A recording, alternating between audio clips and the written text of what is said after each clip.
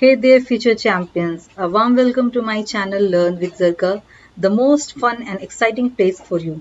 Are you ready for lots of laughter, awesome adventure, and super cool learning? So don't forget to like, subscribe, and hit the bell icon. Let's explore, learn, and have the best time together. So today we will start the chapter 6, photosynthesis. In this chapter, photosynthesis, I will give the quick explanation of the chapter because as we know that your exam is at hand. तो आज हम सब chapter photosynthesis का quick revision करेंगे और इस chapter में क्या क्या इंपॉर्टेंट है उस पॉइंट्स को एक्सप्लेन करते हुए हम आगे बढ़ेंगे. Let us start. फर्स्ट समझते हैं कि फोटोसिंथेसिस क्या है. डेफिनेशन आपको फोटोसिंथेसिस पूछा जाता है. So what is photosynthesis. आप क्लास 6 से ही फोटोसिंथेसिस का डेफिनेशन पढ़ रहे हैं. What is photosynthesis. Photosynthesis is an important activity for all the green plants which are able to synthesize food from carbon dioxide and water in the presence of chlorophyll and light energy. तो photosynthesis एक बहुत ही important activity है जो कि green plant में होता है और ये फूड के सिंथेसिस में हेल्प करता है. कार्बन डाइऑक्साइड वाटर के प्रेजेंस में क्लोरोफिल और सनलाइट होना बहुत ज़रूरी होता है. तो जब भी आप फोटोसिंथेसिस का डेफिनेशन लिखे उसमें chlorophyll, food substance, carbon dioxide, water, light energy mention ज़रूर करें when you right the definition. ये कीवर्ड्स इस डेफिनेशन का इस डेफिनेशन में इन कीवर्ड्स को ऐड करना बहुत ज़रूरी है. Now the next topic is the importance of photosynthesis. Photosynthesis का क्या इंपॉर्टेंस है. आपको क्वेश्चन पूछा जा सकता है सिग्निफिकेंस ऑफ फोटोसिंथेसिस या फिर importance of photosynthesis. You will right this answer. It provides us food for all and it provides us oxygen. ये फूड और ऑक्सीजन हम लोगों को प्रोवाइड करता है. तो इस तरह से इसका सिग्निफिकेंस हो जाता है. नेक्स्ट टॉपिक है chlorophyll, the vital plant pigment. Chlorophyll जो फोटोसिंथेसिस का एक बहुत ही इंपॉर्टेंट कंपोनेंट है परफॉर्म करने के लिए. ये क्या है. क्लोरोफिल जो होती है is a green pigment found in the plants. It is contained in microscopic cell organelle called chloroplast. Chlorophyll एक green pigment होता है. green कलर पिगमेंट है जो कि प्लांट के सेल के स्पेशल सेल ऑर्गेनल क्लोरोप्लास्ट में प्रेजेंट होता है. क्लोरोप्लास्ट को हम डायरेक्टली यहाँ पर डायग्राम से समझते हैं कि क्लोरोप्लास्ट होता क्या. This is the structure of the chloroplast. ये क्लोरोप्लास्ट का स्ट्रक्चर डायग्राम बेस्ड क्वेश्चंस आप लोगों को पूछे जाते हैं. तो this one is it's outer layer. ये क्लोरोप्लास्ट का आउटर लेयर है. ये जो आप स्टैक लाइक स्ट्रक्चर देख रहे हैं इसे हम ग्रैनम बोलते हैं. This is called granum. और इसमें जो स्टैक है जो कि क्वाइन जैसा जमा हुआ है इसे थैलेक्वाइड कहते हैं. इसे फ्लैटेंड सैक लाइक स्ट्रक्चर जिसे कि थैलेक्वाइड कहा जाता है. और इसका ग्राउंड सब्सटेंस को स्ट्रोमा कहते हैं. और इस जो कनेक्ट किया है एक ग्रैनम को दूसरे ग्रैनम से उसे फ्रेट कहते हैं. तो ये क्लोरोप्लास्ट का टोटल स्ट्रक्चर है. और यहाँ पे हम लोग डिटेल में क्लोरोप्लास्ट को इससे रिलेटेड आपसे क्वेश्चंस पूछे जा सकते हैं कि व्हाट द विच ऑर्गेनल, यहाँ पे कौन सा ऑर्गेनल शो किया गया है.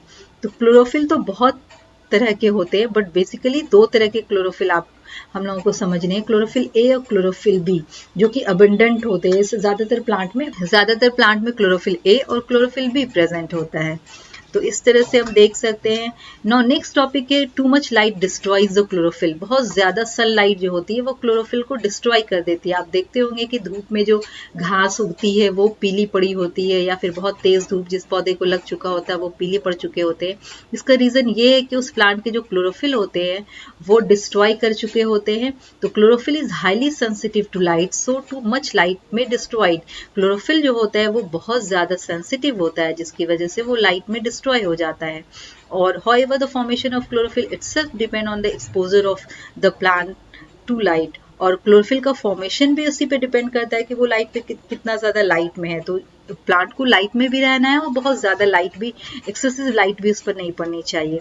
तो grass growing in the shade under a stone turns yellowish due to non formation of the new chlorophyll and due to disintegration of the older one in the absence of light. तो light के absence में chlorophyll का formation नहीं भी होता है और बहुत एक्सेसिव लाइट होने की वजह से भी क्लोरोफिल डिस्ट्रॉय हो जाता है. That's why it's a light sensitive pigment. इसलिए क्लोरोफिल को लाइट सेंसिटिव पिगमेंट कहा. Now the next topic we have is the regulation of the stomatal opening for letting in carbon dioxide.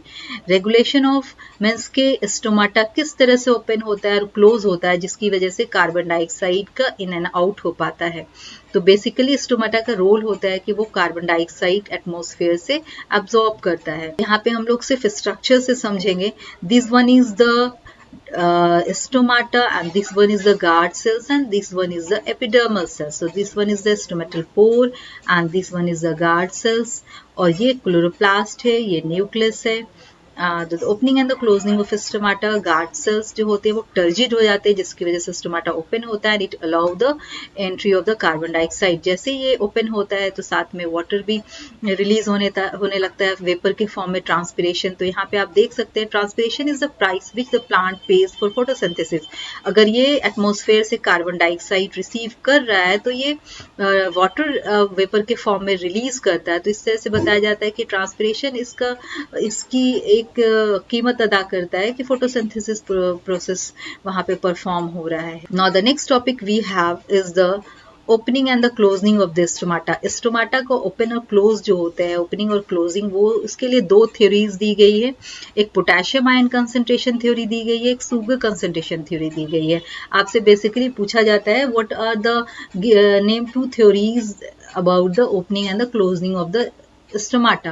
You will write answer K plus ion theory और potassium ion concentration theory और sugar concentration theory. इसे भी हम लोग basic इसके points को समझ लेते हैं कि क्या होता है. एक्चुअली गार्ड सेल्स जो होते हैं, जब उसमें फोटोसिंथेसिस प्रोसेस जब परफॉर्म होता है तो उस दौरान K प्लस पोटेशियम आयन की एंट्री होती है गार्ड सेल्स में, जो कि गार्ड सेल्स की हाइपरटोनिसिटी को बढ़ा देता है, हाइपरटोनिक हो जाता है और एंडोऑस्मोसिस प्रोसेस हो जाता है गार्ड सेल्स में. और इस वजह से गार्ड सेल्स बहुत टर्जिड हो जाती है और स्टोमाटा ओपन करने के लिए ओपन हो जाता है. उसी तरह से ग्लूकोज शुगर कंसंट्रेशन थ्योरी में भी कहा गया है कि गार्ड सेल्स में डे टाइम ग्लूकोज फॉर्मेशन बहुत होता है, जिसकी वजह से सोल्यूट कंसंट्रेशन गार्ड सेल्स में बहुत ज़्यादा बढ़ जाते हैं और हाइपरटोनिक मीडियम क्रिएट कर देता है गार्ड सेल्स में, जिसकी वजह से एंडोऑस्मोसिस होते हैं. एंड द सेल्स एंडोऑस्मोसिस होने की वजह से गार्ड सेल्स काफ़ी टर्जिड हो जाते हैं, बल्ज आउटवर्ड हो जाते हैं और ये स्टोमाटा को ओपन करने में हेल्प करता है. तो ये दो थ्योरीज है, इसका एक्सप्लेनेशन नहीं पूछा जाता है, कभी कभी 2 मार्क्स में पूछा भी जा सकता है. बहुत सिंपल थ्योरी है. So you all must run कि वो क्या थ्योरी है. K plus ion concentration theory, एक शुगर कंसंट्रेशन थ्योरी है. Now the next topic we have is the process of photosynthesis. Process of photosynthesis जो होता है वो कहाँ होता है? वो obviously green leaves में होते हैं और क्लोरोफिल के प्रेजेंस में होते हैं. और क्या क्या चाहिए? कार्बन डाइऑक्साइड चाहिए होता है, वाटर जो कि वो सॉइल से एब्जॉर्ब करता है और एसेंट ऑफ सैप, वाटर जो कि वो एब्जॉर्ब करता है सॉइल से. और इसका केमिकल इक्वेशन इस तरह से बनता है. तो केमिकल इक्वेशन आपको फोटोसिंथेसिस में पूछा जाता है कि what are the chemical equation of photosynthesis. So all of you must learn, इसे आप लोग जरूर से लर्न कर ले. 6 CO इक्वेशन जरूर से लर्न कर लेना है. 6 CO2 plus 12H2 in the presence of light energy and chlorophyll, it will form C6H12O6, 6H2O plus 6O2. इस तरह से क्या होगा कि ग्लूकोज का फॉर्मेशन होगा. Now the next is the 2 main phases of photosynthesis. 2 main phases क्या है फोटोसिंथेसिस का? Light dependent phase and light independent phase. Light dependent phase में क्या होता है? In this phase light plays a key role. A series of chemical reactions occur in very quick succession initiated by light and therefore the phase is called the photochemical phase. Photochemical phase में जो reactions होते हैं वो light के help से होते हैं और वो रिएक्शंस को और भी स्टेप्स में बांटा गया है. Activation of chlorophyll. Activation of chlorophyll में क्या होता है? जो क्लोरोफिल मॉलिक्यूल होते हैं वो सनलाइट को एब्जॉर्ब कर लेते हैं और chlorophyll molecule basically sunlight absorb कर लेता है और खुद एक्टिव हो जाता है. और नेक्स्ट स्टेप इसका होता है splitting of water. The absorbed energy is used in splitting the water molecule into its 2 components and releasing electron. This reaction is known as photolysis, which means splitting by light. तो splitting of water जो होगा, water molecules जो होते हैं वो break कर जाते हैं, 4 प्रोटॉन और 4 इलेक्ट्रॉन रिलीज करते हैं. इस तरह से फोटोलाइसिस में क्या होगा? So here the next topic is the 2 main phases of photosynthesis, light dependent phase and light independent phase. light dependent phase को photochemical phase भी कहते हैं क्योंकि इसमें जो भी reactions होते हैं उसमें light की जरूरत होती है और light independent phase में light की जरूरत नहीं होती है. तो light independent phase that is also called the synthetic phase. उसे synthetic phase भी कहते हैं, biosynthetic phase भी कहते हैं. तो light dependent phase में देखते हैं कि ये कहाँ होता है. ये this light reaction takes place in thylakoid, ये क्लोरोप्लास्ट के थैलेक्वाइड में होता है जहाँ के क्लोरोफिल प्रेजेंट होता है। तो where the light reactions takes place, light reactions takes place in the thylakoid of the chloroplast, ये क्लोरोप्लास्ट के थैलेक्वाइड में होता है। और ये भी 2 स्टेप में बटा होता है कि एक्टिवेशन ऑफ क्लोरोफिल, क्लोरोफिल जब सनलाइट के को एक्सपोजर में आता है तो वो फोटोन को एब्जॉर्ब करता है, इट मीन्स वो लाइट एनर्जी एब्जॉर्ब करता है, इस तरह से वो एक्टिव हो जाता है। तो first step is the activation of chlorophyll. Second होता है फोटोलाइसिस ऑफ वाटर और द स्प्लिटिंग ऑफ वाटर। तो जब क्लोरोफिल सनलाइट एब्जॉर्ब कर लेता है तो ये वाटर मॉलिक्यूल को ब्रेक करने में हेल्प करता है। सो 2H2O जब लाइट एनर्जी इस पे पड़ती है तो 4 इलेक्ट्रॉन और 4 प्रोटॉन 4 इलेक्ट्रॉन में ब्रेक करता है और ऑक्सीजन रिलीज होती है। तो this process is called the photolysis. It means breakdown of the water molecule by light. Light की मदद से जब वाटर मॉलिक्यूल ब्रेक होता है तो उसे फोटोलाइसिस कहते हैं। तो यहाँ पे 2 स्टेप्स पूछा जा सकता है आपसे, बट यहाँ पे बेसिकली ये क्वेश्चंस आते हैं where the light reactions takes place and where the dark reaction takes place. You will write answer that light reactions takes place in the thylakoid of the chloroplast and the dark reactions are takes place in the stroma में dark reactions होता है। Now the next is the end result product of photolysis. जब water का breakdown हो जाता है तो उसका एंड प्रोडक्ट क्या क्या होता है? तो उसका एंड प्रोडक्ट NADPH होता है, निकोटिनेमाइड एडेनिन डाइन्यूक्लियोटाइड फॉस्फेट, और वो ऑक्सीजन रिलीज करता है, साथ में इलेक्ट्रॉन भी रिलीज होती है। तो this process is called photo phosphorylation. Electron जो रिलीज होती है वो ADP को ATP में कन्वर्ट करती है, एडेनोसिन डाइफॉस्फेट को एडेनोसिन ट्राइफॉस्फेट में कन्वर्ट करता है। तो this one is the adenosine triphosphate, means conversion of the adenosine diphosphate into the adenosine triphosphate is called the photophosphorylation. तो यहाँ पे ये प्रोसेस होता है। और नेक्स्ट टॉपिक है आपका लाइट इंडिपेंडेंट फेज और द डार्क फेज, इसे बायोसिंथेटिक फेज भी कहते हैं। ये रिएक्शन क्लोरोप्लास्ट के स्ट्रोमा में होता है। This reaction takes place in the stroma. तो यहाँ पर बेसिकली इसमें जो स्टेप्स होते हैं वो इंक्लूडेड नहीं है। नेक्स्ट टॉपिक है conversion of the glucose into the starch and other chemical. और जो ग्लूकोज होता है वो कन्वर्ट हो जाता है स्टार्च में by the process of polymerisation. Polymerisation के प्रोसेस से ये कन्वर्ट हो जाता है स्टार्च में। Next topic we have adaptation in the leaves to perform photosynthesis. Next topic क्या है कि लीव्स अपने आप को किस तरह से अडॉप्ट किया हुआ है कि ज्यादा से ज्यादा फोटोसिंथेसिस परफॉर्म हो। तो आप देख सकते हैं यहाँ पे आपको क्वेश्चन इस तरह से पूछा जाता है, write two adaptation, write four adaptation in leaf to perform photosynthesis. You will write only point, large surface area.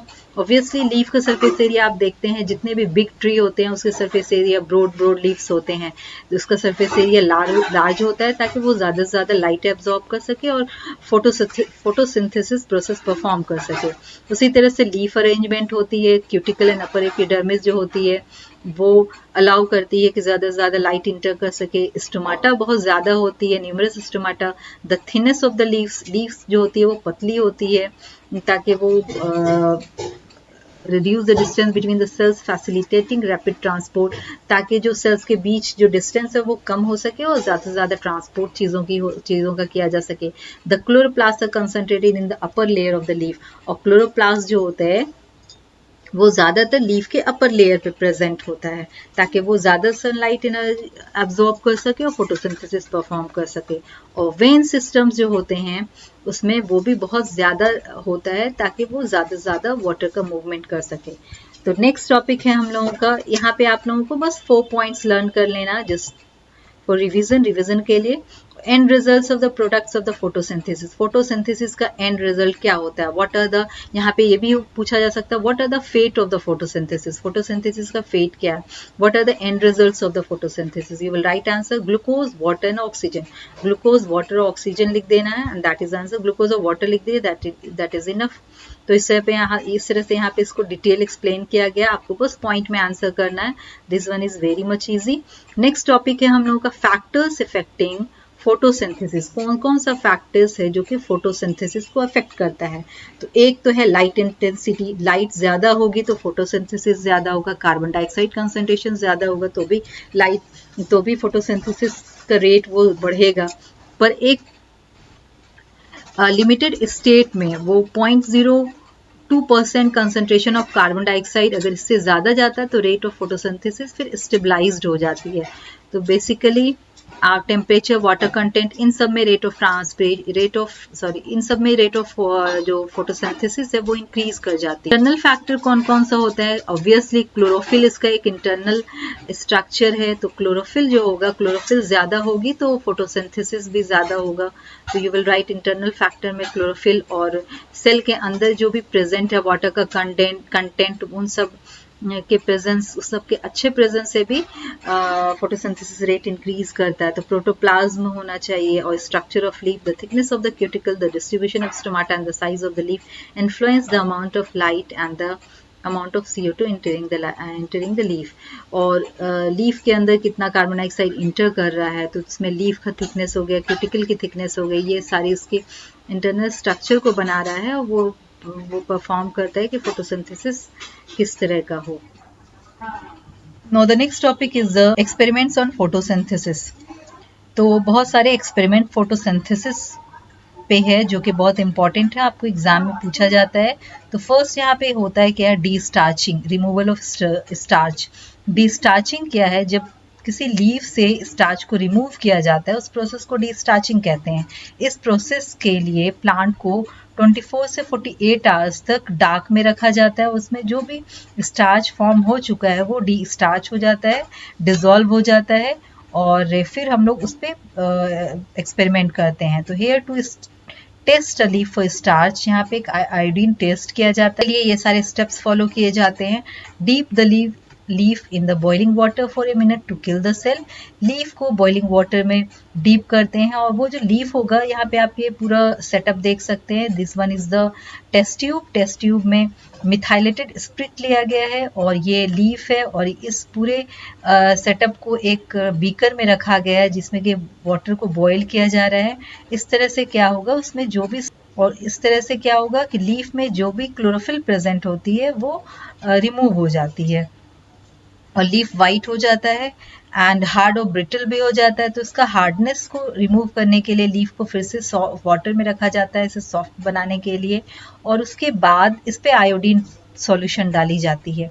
Iodine solution डालने के बाद लीफ में जहाँ पर स्टार्च प्रेजेंस होता है वो ब्लू ब्लैक कलर में कन्वर्ट हो जाता है, जहाँ नहीं प्रेजेंट होता है वो ब्राउन कलर में ही होता है। तो ये सिंपल एक्सपेरिमेंट यहाँ पे दिखाया गया। नेक्स्ट जो एक्सपेरिमेंट है हम लोगों का, that is the 1 number experiment to show that chlorophyll is necessary for photosynthesis, कि क्लोरोफिल फोटोसिंथेसिस के लिए ज़रूरी है। इस एक्सपेरिमेंट को परफॉर्म करने के लिए यहाँ पे इस तरह का डायग्राम दिया जाता है, इस पे बेस बहुत सारे क्वेश्चंस पूछे जाते हैं। तो इसका मतलब ये है कि आप यहाँ पे पूछा जाता है that what is the aim of the experiment, इस एक्सपेरिमेंट का एम क्या है। तो आंसर ये होगा, the aim of the experiment is that chlorophyll is necessary for photosynthesis. Chlorophyll जो है वो फोटोसिंथेसिस के लिए नेसेसरी है। वो हम लोग कैसे समझेंगे? फोटोसिंथेसिस वो प्रोसेस होता है जिसमें ग्लूकोज का फॉर्मेशन होता है, फिर स्टार्च बनता है। अगर एंड में ब्लू ब्लैक कलर में कन्वर्ट हो जाता है लीफ का वो पार्ट, तो इसका मतलब कि क्लोरोफिल ज़रूरी है। जहाँ पर नहीं हो पाता है, इसका मतलब कि वहाँ पर फोटोसिंथेसिस प्रोसेस नहीं हुआ है, और ग्लूकोज का फॉर्मेशन नहीं हुआ है, स्टार्च का फॉर्मेशन नहीं हुआ, जिसकी वजह से वो ब्लू ब्लैक कलर में कन्वर्ट नहीं हुआ। यही कंसेप्ट होता है एक्सपेरिमेंट का। तो यहाँ पे देखिए हम लोग कैसे करते हैं, एक प्लांट लेते हैं, वो वेरीगेटेड लीव्स लेते हैं, जहाँ ऐसे लीफ को लिया जाता है जिसमें कि स्पॉट्स हो, कलरफुल स्पॉट्स हो, पैचेस हो, और ग्रीन कलर भी हो, दूसरा कलर भी हो। तो उस लीफ को प्लांट से डिटैच कर लिया जाता है। पहले तो उसे डिस्टार्च कर लिया जाता है प्लांट को डार्क रूम में रखकर, और फिर से प्लांट को सन में रख दिया जाता है। After few hours pluck 1 leaf, और उससे एक लीफ को ब्रेक कर लिया जाता है। Make it's outline on paper and mark the green and non green areas on the outline, और इस लीफ का जो ग्रीन पार्ट है उसे आउटलाइन कर लेते हैं, जो नॉन ग्रीन पार्ट है उसे भी आउटलाइन कर लेते हैं। इस पूरे लीफ के साथ फिर हम लोग स्टार्च टेस्ट करते हैं, इसे आयोडीन में डाला जाता है। तो जहाँ ग्रीन कलर होगा यू विल फाइंड कि वो ब्लू ब्लैक कलर में कन्वर्ट हो गया है, और जो नॉन ग्रीन कलर होगा वो ब्राउन कलर में कन्वर्ट हो गया। इसका मतलब ये होता है कि ब्लू ब्लैक कलर में जो कन्वर्ट हुआ है वहाँ पे क्लोरोफिल प्रेजेंस था, जिसकी वजह से फोटोसिंथेसिस प्रोसेस हो पाया है, स्टार्च का फॉर्मेशन हो पाया है। और जहाँ पर कि क्लोरोफिल प्रेजेंट नहीं था वहाँ पे स्टार्च का फॉर्मेशन नहीं हो पाया, इसलिए वो ब्राउन कलर है। तो ये एक्सपेरिमेंट से हम लोगों को पता चलता है that chlorophyll is necessary for photosynthesis process. Photosynthesis process के लिए क्लोरोफिल बहुत ज़रूरी है। नेक्स्ट एक्सपेरिमेंट है to show that light is necessary for photosynthesis. Next experiment जो कंडक्ट कराया गया उसमें ये शो किया गया है कि लाइट बहुत ज़रूरी होता है फोटोसिंथेसिस प्रोसेस को परफॉर्म करने के लिए। यहाँ पे आपको ये डायग्राम दिया जाता है, उसमें पूछा जाता है that what is the aim of the experiment. The aim of the experiment is show that light is necessary for the process of photosynthesis. तो यहाँ पे हम देख सकते हैं कि एक प्लांट लिया जाता है और उस डी स्टार्च, जो कि डी स्टार्च प्लांट होता है, उससे क्या किया जाता है, उसके एक लीफ को ब्लैक कलर के पेपर से डिज़ाइन करके कट करके उसे कवर कर देते हैं और उसे फिर से सनलाइट में रख दिया जाता है फोटोसिंथेसिस प्रोसेस परफॉर्म करने के लिए। तो हम लोग कुछ टाइम के बाद उसी प्लांट के एक लीफ को प्लग कर लेते हैं और उसमें आयोडीन टेस्ट परफॉर्म किया जाता है। तो कुछ टाइम के बाद हम लोग देखेंगे कि ये जो लीफ है, जो इस पे ब्लैक कलर है, वहाँ पे सनलाइट नहीं, वो सनलाइट के एक्सपोजर पे नहीं था, वहाँ पे फोटोसिंथेसिस प्रोसेस नहीं हुआ, जिसकी वजह से ग्लूकोज का फॉर्मेशन नहीं हो पाया। और जहाँ के कट पार्ट है, जहाँ सनलाइट लीफ ने रिसीव किया, वहाँ पे फोटोसिंथेसिस प्रोसेस परफॉर्म हुआ है और वो ग्लूकोज का फॉर्मेशन कर पाया है। इस तरह से क्या होगा कि this place will convert into blue black color and this will not convert into the blue black color, it will convert into the brown color में convert हो जाता है जहाँ के सनलाइट वो रिसीव नहीं करता है। तो आपको सिंपल सा एक्सपेरिमेंट है, 4-5 मार्क्स में पूछा जाता है। नेक्स्ट एक्सपेरिमेंट है to show that carbon dioxide is necessary for photosynthesis, कि कार्बन डाइऑक्साइड फोटोसिंथेसिस प्रोसेस के लिए बहुत नेसेसरी है। इसको समझने के लिए हम लोग यहाँ पे एक डायग्राम देखेंगे। ये डायग्राम डिपिक्ट कर रहा है that carbon dioxide is necessary for photosynthesis process. Carbon dioxide photosynthesis process के लिए बहुत इंपॉर्टेंट होता है।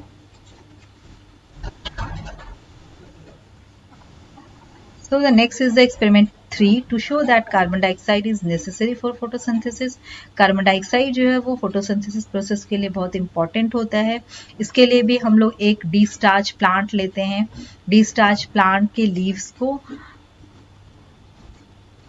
Take a plant with destarch leaf, एक ऐसा प्लांट था। नेक्स्ट एक्सपेरिमेंट है to show that carbon dioxide is necessary for photosynthesis. Take a plant with destarch leaf, एक प्लांट लेते हैं जिसका लीफ डी स्टार्च है। डी स्टार्च आप लोग समझ चुके हैं, वैसे लीफ जिसमें कि स्टार्च नहीं होता है।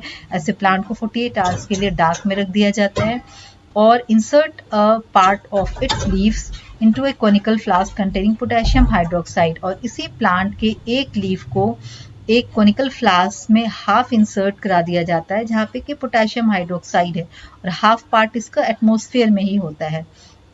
तो ये जो हाफ पार्ट है जिसमें पोटेशियम हाइड्रोक्साइड है, जो कि कार्बन डाइऑक्साइड का रोल होता है कि वो कार्बन डाइऑक्साइड को एब्जॉर्ब कर लेता है। तो ये पार्ट यहाँ पे जो एयर प्रेजेंट है, यहाँ पे अब कार्बन डाइऑक्साइड नहीं है, तो ये जो लीफ एक्सपोज किया गया है इसे कार्बन डाइऑक्साइड नहीं मिल पा रहा है और बाहर जो है वो कार्बन डाइऑक्साइड, लीफ का जो हाफ पार्ट है उसे कार्बन डाइऑक्साइड मिल पा रहा है और इसे छोड़ दिया जाता है सनलाइट में 24 आवर्स के लिए और इस तरह से फोटोसिंथेसिस प्रोसेस होती है। जब इस लीफ को प्लग कर इस पे आयोडीन टेस्ट की जाती है तो हम लोग देखते हैं लीफ का वो पार्ट जो कि कोनिकल फ्लास्क के बाहर था वो कन्वर्ट हो जाता है ब्लू ब्लैक कलर में और जो अंदर था it will convert into the brown colour. तो this one is showing that carbon dioxide is necessary for the process of photosynthesis. इससे ये पता चलता है। तो ये डायग्रामेटिक बेस्ड क्वेश्चंस आते हैं, आपसे पूछा जाएगा, कुछ लेबलिंग पूछी जाएगी, बस बहुत सिंपल सा क्वेश्चंस आता है इससे। Now next is to show that oxygen is produced during photosynthesis. तो इसमें ये पूछा जाता है कि ऑक्सीजन फोटोसिंथेसिस प्रोसेस में रिलीज होता है, इसे हम लोग एक्सपेरिमेंटली किस तरह से प्रूव करें। So here you can see the next experiment that oxygen is released during the process of photosynthesis. यहाँ पे आप एक्सपेरिमेंटल सेटअप देख सकते हैं, एक बीकर है और इन्वर्टेड फनल रखी गई है जिसके ऊपर टेस्ट ट्यूब है और इस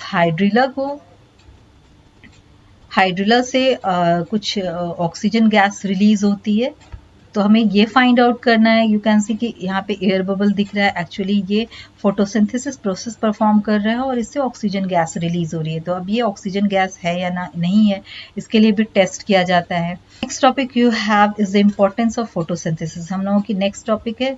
now the next topic we have is the importance of photosynthesis. Next topic है कि फोटोसिंथेसिस किस तरह से हम लोगों के लिए इम्पॉर्टेंट है, किस तरह से, क्या सिग्निफिकेंस है इसकी। तो ये हम लोगों को फूड प्रोवाइड करता है, ये हम लोग को ऑक्सीजन प्रोवाइड करता है। That is your enough answer. बस यही कीवर्ड्स आपको आंसर में लिखना है। So here your chapter is completed. आपका यहाँ पे चैप्टर कंप्लीट हो गया है। और